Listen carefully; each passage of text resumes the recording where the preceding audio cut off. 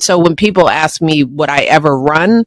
The answer is no. I mean, then if you ask me that, then you have absolutely no idea the sacrifice that your kids make when your parents are in that role. Not only am I not interested in politics in that way, but the thought of like putting my girls back into that, that spotlight when they are just now establishing themselves. It's like, okay, I think we've done enough. Question asked and answered. Never going to happen. Michelle Obama is the best speaker the Democratic Party has by a mile. She commands a room, delivers a punchline, and works a sob story like a seasoned pro. She's Oprah, but with a taxpayer-funded Secret Service detail. So why is she not running for president? Simple. Because she can't. No, not because she won't. Because she can't. Sure, Michelle told Kylie Kelsey on the March 2025 Not Gonna Lie podcast that running for president is unthinkable, said she's protecting her daughters, claims she doesn't want to drag her family through the mud again. But here's the thing. Her family never left the mud. They've been bathing in it for decades. So why is the party still whispering her name like Beetlejuice in every 2024 panic room? Because everyone knows the current bench is a circus tent filled with Mensa-level geniuses like John can't speak in complete sentences, Fetterman, AOC, the bartender turned border expert, and Jasmine Crockett, who thinks shouting counts as strategy. The Dems are desperate, but Michelle's not walking through that door, and we all know why. Let's start with the elephant in the dressing room, the rumors. Michelle has been hounded by a decade of speculation that she's not actually a she. The late Joan Rivers joked about it on camera, then conveniently dropped dead a month later. Errol Musk, yes, Elon's dad, resurrected the claim in 2025, calling her a man who dresses as a woman and very queer. Alex Jones, master of all things insane and occasionally accurate, dropped a 12-minute final proof video analyzing Michelle's outfits, body structure, and Barack repeatedly calling her Michael. And while normal people roll their eyes at this stuff, let's be honest, it's meme fuel.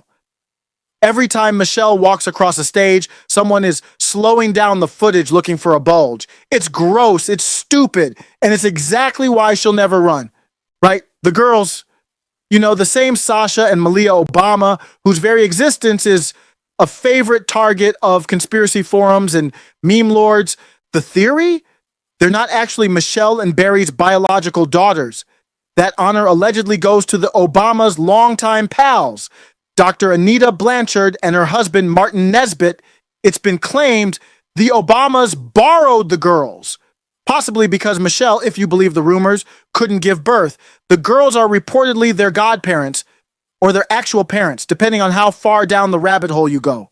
No baby pics, no pregnancy photos, just two picture-perfect kids who appeared in the White House like interns on their first day. Michelle says she's protecting her girls, and based on their headlines, she should.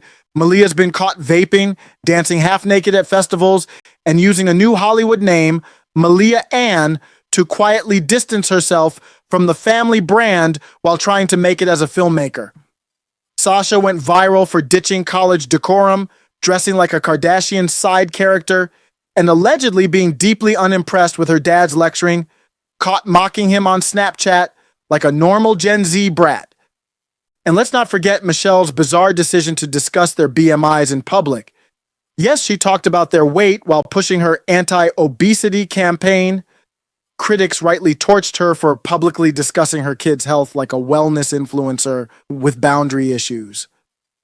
On the podcast, Michelle explained her no by saying, "Not only am I not interested in politics in that way, but the thought of putting my girls back into that spotlight, I think we've done enough."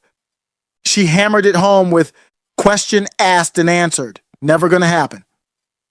She even reminisced about how glad she was to leave the White House, where she had to let her daughters live like normal teens and not become tabloid fodder. Cute. Except they already are tabloid fodder, and now they're grown. What's stopping her now? Rumors of divorce have haunted the Obamas for years. peaking again after they weren't seen together for months in 2024. The gossip machine went into overdrive when Barry was linked ridiculously to Jennifer Aniston. Meanwhile, Michelle did podcast circuits talking about not having a third child and doing enough for the country. Of course, it might also be the billions in streaming, publishing, and speaking cash they're raking in. Why run for office when Netflix pays better and there's no need to pretend you like Iowa? The most terrifying part, the media still won't let it go. Despite Michelle swearing off politics more times than Hillary deleted emails, polls keep showing she trounced Trump. The fantasy refuses to die. Even her comms team had to issue formal statements confirming she will not be a 2024 candidate and does support Biden. Of course she does. Let Grandpa Weekend at Bernie's shuffle his way into retirement so she can stay in the shadows and rake in the Netflix dough. Michelle's made it crystal clear. Never going to happen. They've already served their time. And honestly, so have we. America doesn't need another Obama presidency. We don't need more race-baiting, rainbow flag-waving, cryptic, gender confusion politics masquerading as leadership. We need someone who's funny, fearless, and doesn't pretend to be something they're not. Dead serious. The best Democratic candidate right now is Jon Stewart. The rest of the party's roster looks like a high school drama club performing Idiocracy on opening night.